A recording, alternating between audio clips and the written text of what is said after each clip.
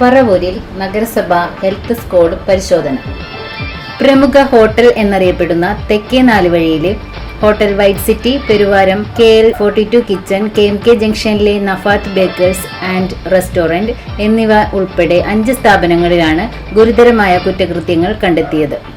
പള്ളിത്താഴം നാടൻ ഫുഡ്, ചേന്നമംഗലം കവലയിലെ പുട്ടുകട എന്നീ കടകളും പരിശോധനയിൽ പെടും.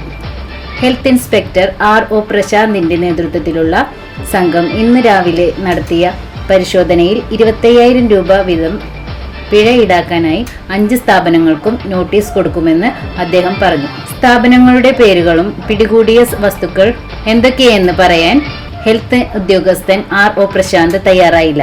റെയ്ഡ് നടക്കുന്ന വിവരം മുൻകൂട്ടി ഒറ്റിക്കൊടുക്കുന്ന ഉദ്യോഗസ്ഥരും കൗൺസിലർമാരും നഗരസ്ഥയിലുണ്ടെന്നുള്ളത് കൗൺസിലിൽ പ്രതിപക്ഷം നേരത്തെ ആരോപണം ഉന്നയിച്ചിരുന്നു.